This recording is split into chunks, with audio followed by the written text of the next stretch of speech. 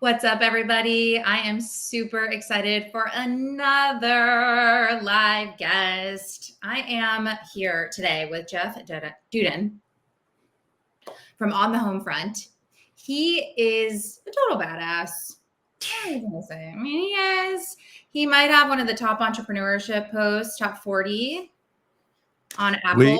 We actually got up to 13 last week on Apple. Whoa! Yeah. So he really, I mean, and that's not even like what he really does, right? Like that's just more of giving.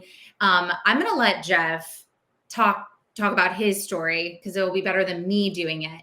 But please, wherever you are watching in from today, say hi to me and Jeff. Write in the comments any questions. We will be sure to get to them afterwards. Love to know where people are watching or listening in from, whether you're live with us or, later on in the week, whatever it is.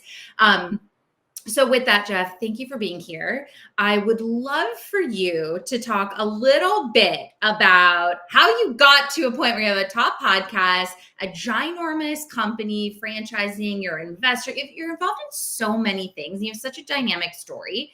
So can you give us a little bit of the background on how you became who you are today?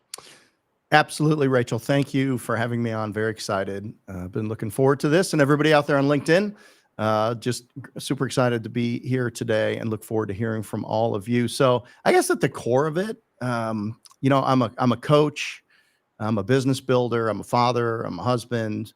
I'm an athlete. I was a college athlete, played college football. So, entrepreneurs, so how do entrepreneurs get their start? Well, sometimes entrepreneurs are kind of screwed into existence, right? Sometimes people are sitting at Yale or Harvard or MIT and they've got this great idea about how they want to change the world. That wasn't me. I got a perfectly good 4-year degree in 5.5 years over 3 different colleges. Now, if you choke on something, I had like 8 CPR classes, to grab. So first aid, Olympic weightlifting, like I got you, right? I can save you. I can train you. But no, I actually ended up with a degree with honors in marketing and management. But so I started as an athlete and in high school and played basketball, switched over to football junior and senior year. Wasn't great, but I wanted to pursue it. So I chased the football around University of Northern Iowa, then back to a junior college in Chicago, and then ultimately got a scholarship out to Appalachian State University, a beautiful school on top of a mountain in Boone, North Carolina.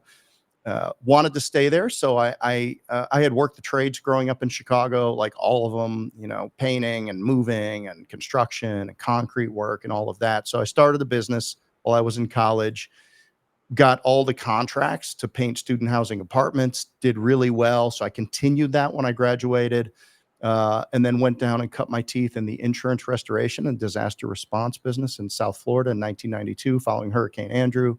Started a business that I grew over in 94, that I grew over the next 10 years as a direct business. We were working internationally in the Caribbean, in Hawaii, in Canada, doing disaster response, environmental services, government contracting. And then we had popped up little local businesses doing emergency services, water damage restoration, mold, air duct cleaning, sealed crawl space systems, things like that around the Southeast.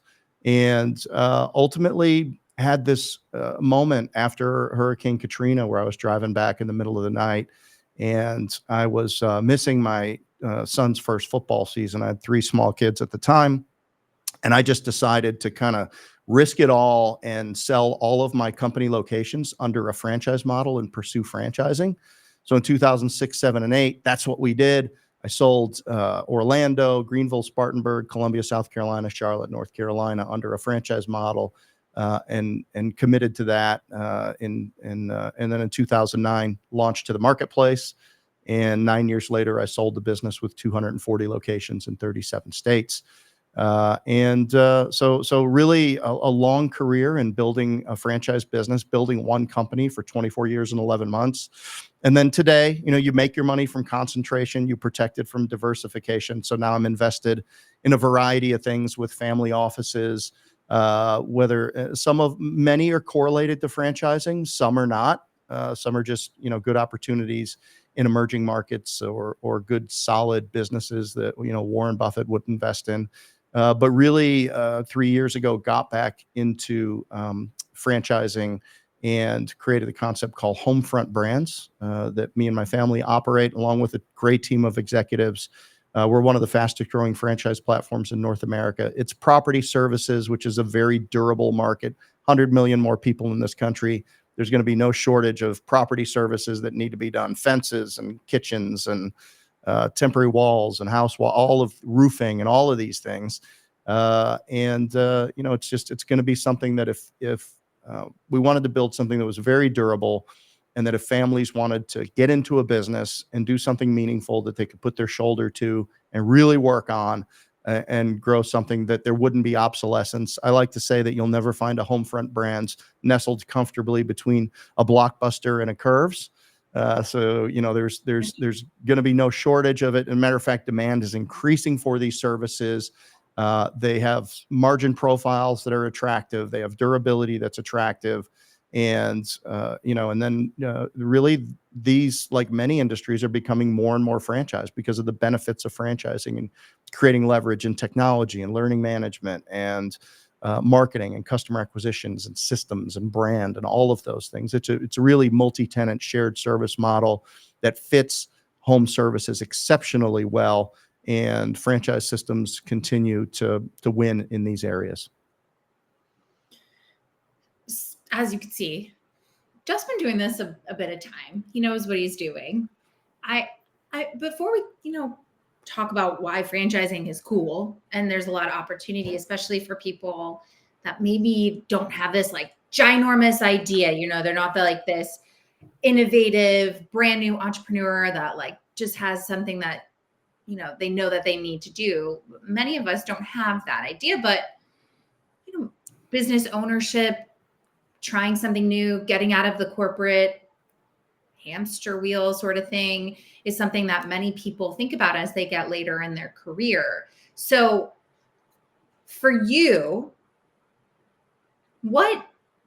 I'm really curious, that moment that you talked about where I was like, I couldn't make my kids' games, why was this the route that you thought could help you be a better father, that could help you be a leader? What did you know that at the time, that this sort of path could lend itself to that? Or was it the entrepreneur, I'm going to try this out, tell me a little bit about that.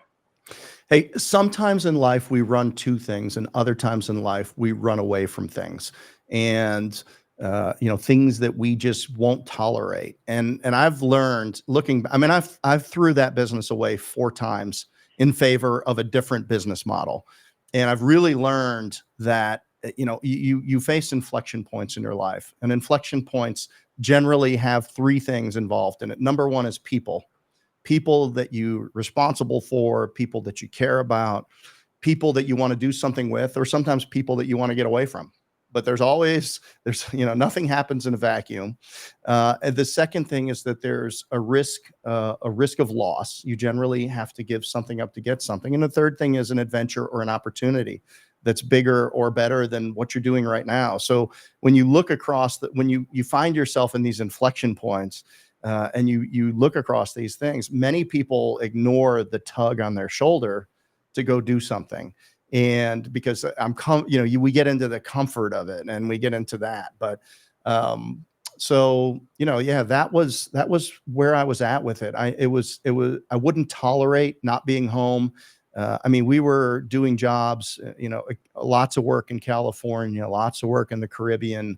And anytime that something happened, and we deployed resources, it was like a military thing, right? We had big generators on trailers, and semi trucks and drying equipment and pickup trucks with diesel tanks bolted in the back, and campers. So when something happened, we had to go in self-contained, and we had clients that we were responsible for, but we had to get to them. Sometimes we were the first one to get to the buildings. They had 6 feet of water in them, and it wasn't always a safe environment. So for me, that was very exciting. I always enjoy, not to say that we weren't there to help people recover, because they were going through something very difficult, But to me, because I really have a heart for people, I really enjoyed being the part of the solution to their problem, at least immediately. And it was exciting. It was fun. It was very profitable. So, that was great. But then I had to balance that against the fact that, I was becoming an absentee father, and that, I was doing a lot. I mean, yeah, we were building systems and processes and all of that, but, my perception of the franchising opportunity was, number one, the restoration business is largely franchised. So it's dominated by franchise players. And then number two, it was something where I could take my bent for coaching and create tools and systems and processes and put a foundation in where other people could benefit from what I'd gone through and learn the business over, at that time, 10, over 10 years, and make a difference in their own lives and do it. And then inside of that, I would have a little bit more latitude and control over where I needed to be and what I needed to do. So, I ended up coaching over 30 seasons of my kids' sports because I was able to do it. And if you think about it, like getting a team of 20 little football players that are 12 years old to leading them to, play fast, loose, happy for one another, teaching them fundamentals, getting them all bought into the fact that there's only one football and everybody's got a job to do.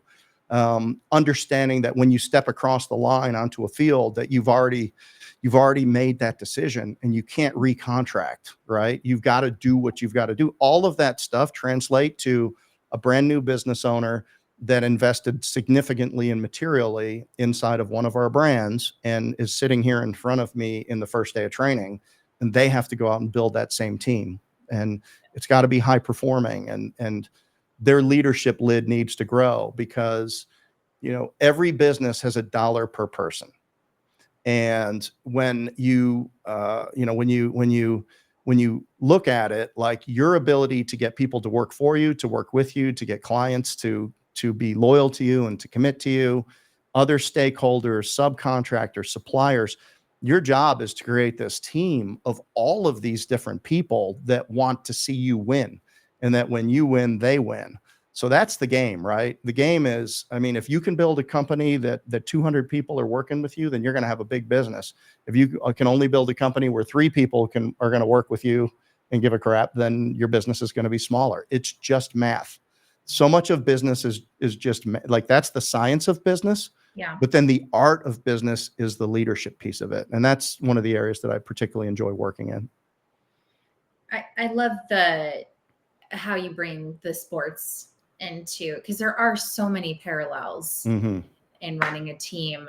I was an athlete myself, and now Skylar plays softball as well. And it's why it's the best for the kids, right? There's so much learning on the field, or whatever team sport your child might play or not. But well, think about it. It's honest feedback immediately. Yes.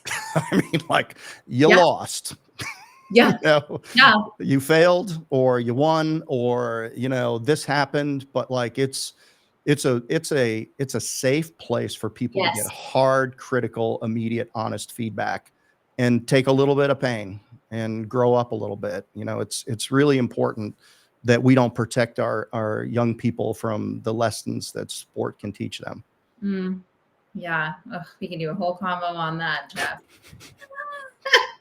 But we're not going to do that today. That's on the parenting podcast. So what do you think makes a really bad business owner and leader? Oh my gosh. Really? Yeah. You want me to go there? Yeah. I want you to tell me like three things. Let's say from your experience.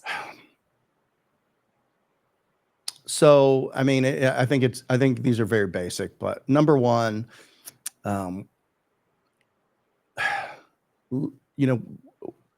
our business, we play influence with our franchise. We care a great deal about our franchise owners, but we have to coach. They signed up. They're their own business owners. This is a game of influence.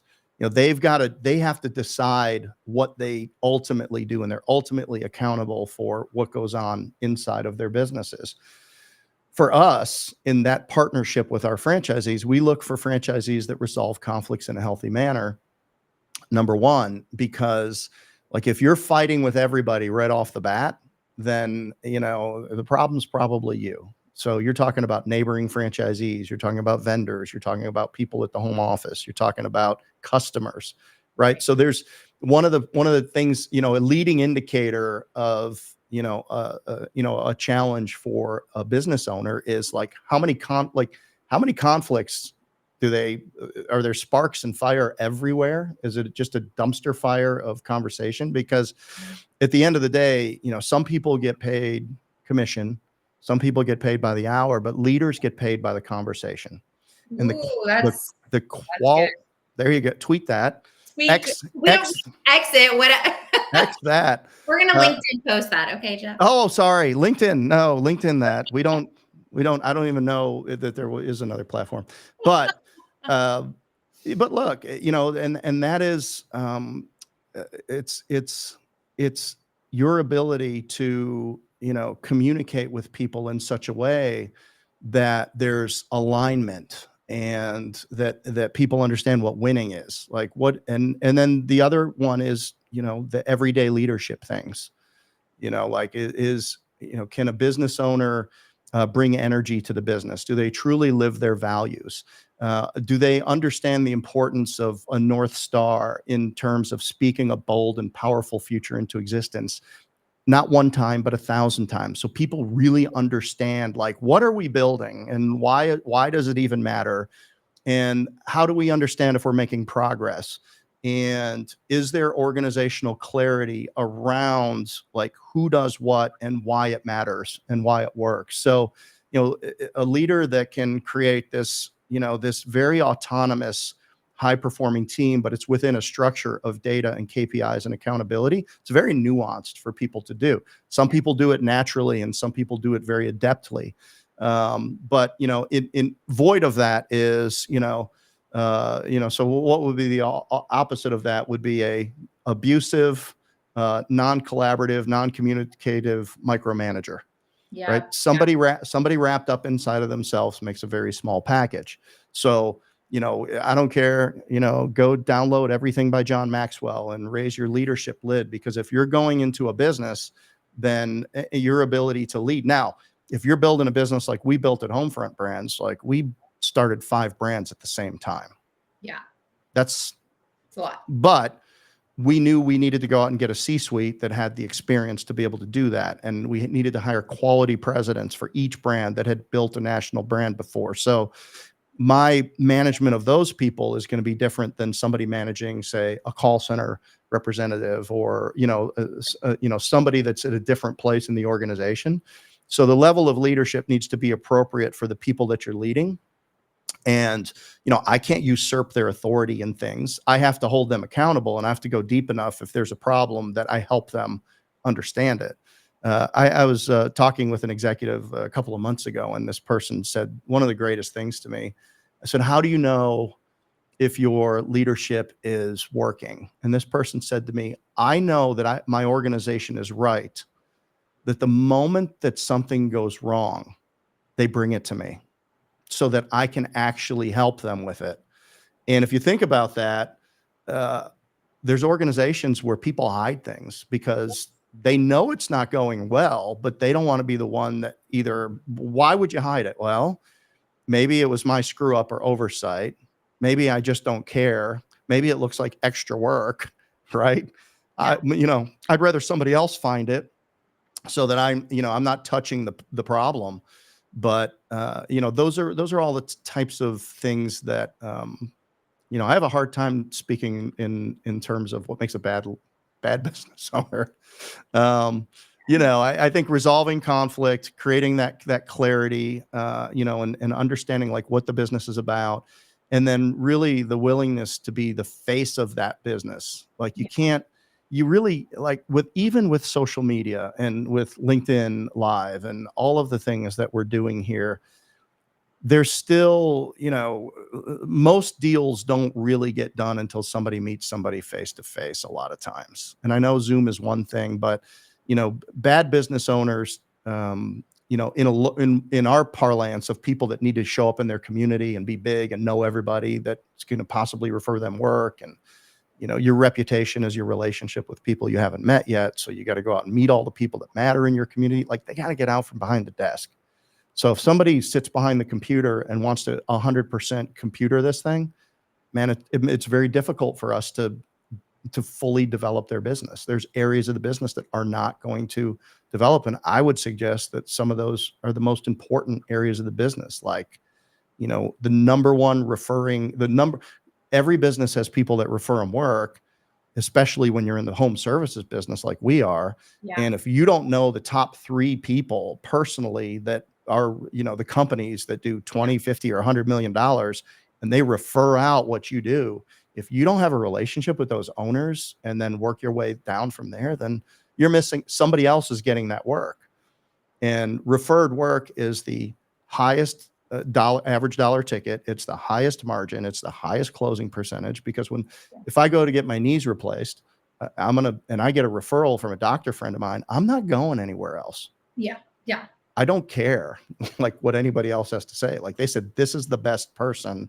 Right. You need to go there. So those are some things that I think people struggle with in building a business.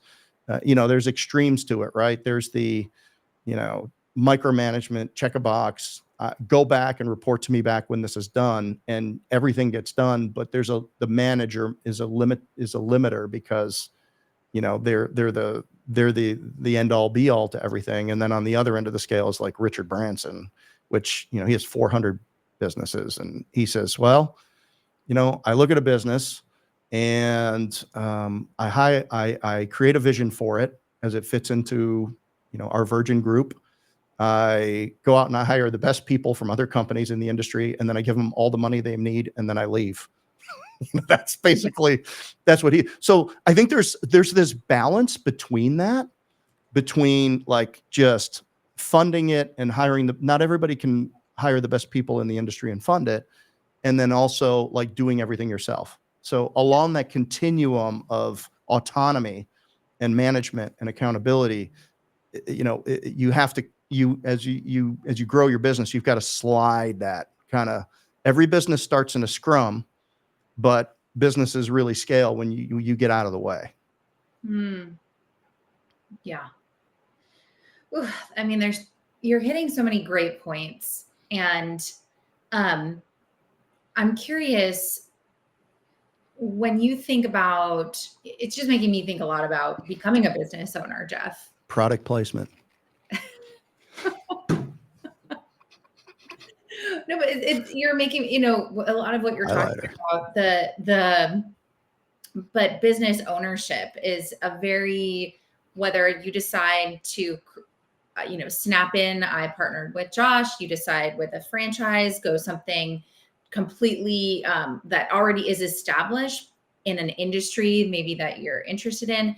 It really takes a certain kind of human to want to do it. And I'm curious, with HomeFront Brands, you have a very selective process when you're thinking about, who do we want to bring into our family? Who are these people that we want to be coaching and creating and give them the systems, and we know that could really lead.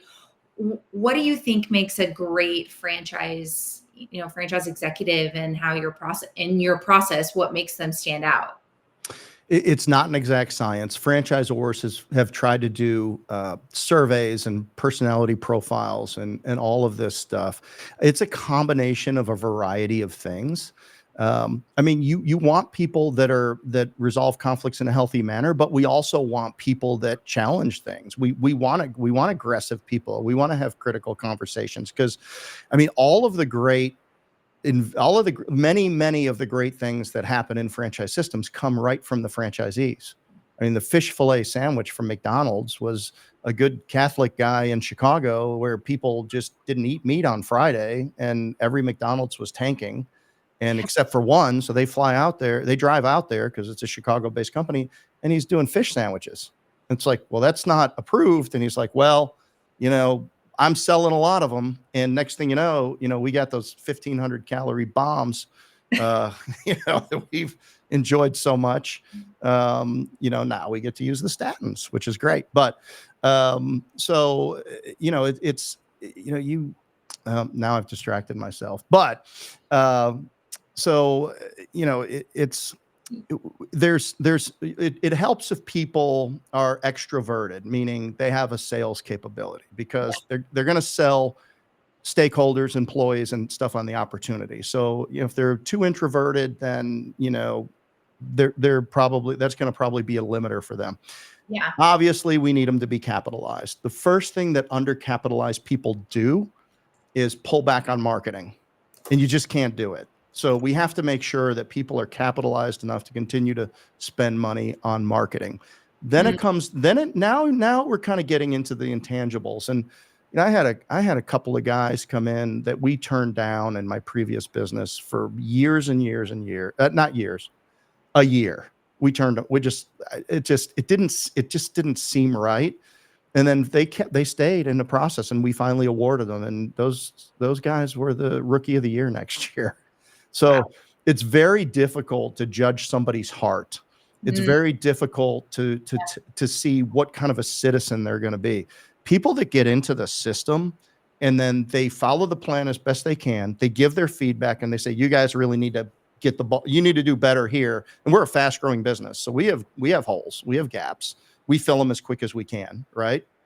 And then they get on with it. And then what you see in the best ones is they reach back to the people that are coming into the system now, and they take a leadership / mentorship / teaching type role to them and say, here's the things that I learned. It can make it easier on you. Yeah. And those people just seem to, they don't have the negative stuff. Everything's positive. They're always on the top of the leaderboard. Maybe there's a little ego that says, I want to show you how I did it, but they don't hold back on it. They go out of their way to share. And, they really want to be part of the community, and they want to be, they want to impact positive change. And so what we do is we try to give the most realistic view in our development process of what this is. I mean, we've got videos and we got calls, and we have, I do a call every Monday night from 5 to 6 o'clock called Foundations, where me and Michael O'Driscoll, our president of franchising, just get on there with 25 or 30 candidates that are in our process and tell them why we do what we do and hear from them who they are. So that's unusual. Then we have president's calls, and then we got group calls with some of our existing franchisees. And then and at no point in the process are we trying to, if anything, we're telling them, this is going to be harder than you think it is. These are all the things that need to happen. We just try to give them as realistic picture of it as possible. And, and then if somebody meets all of our requirements, and and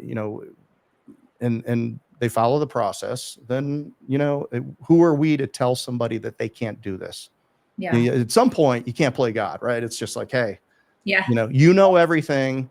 If you're sure, and if you want to do this, because as a franchisor, we have our territories, they're limited. Right. So the last thing we want to do is award somebody that's not going to do it, or at the moment it gets hard, they're going to go back and take a job and say, well, I'll try to keep it going in the evenings. It's not going to work. It can work. You can hire you there. We do, we don't, there's no such thing as an absentee model in our opinion. I mean, there's an executive model where you can hire people, but absentee would suggest that, hey, I don't even have to pay attention. That's clearly not the case, but somebody has the somebody shirt on every day in a business. Sometimes that's somebody's you. So, but yeah, I think, it's very nuanced, but I will tell you, some of the greatest relationships I've had have been with our franchisees. Some of my best friends in the world have been people that I've met through this process. At the end of the day, people are people. We're a community. Everybody's going to find their running group. Everybody's going to find their tribe.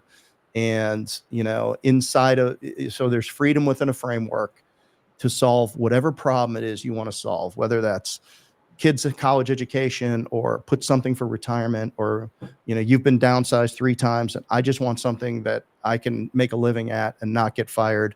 There's all kinds of different, we have a lot of high net worth investors in HomeFront Brands that are part of a family office, or, I mean, we have the vice president of NASCAR as one of our franchisees. I mean, and you know, they like, we have a lot of very high net worth people that, and we've constructed Homefront Brands in such a way that we have kind of larger offerings for people to bite into. And they believe that if they apply themselves to these businesses, that it'll be worth their time and money to do so. So, and we have a lot of those people at Homefront.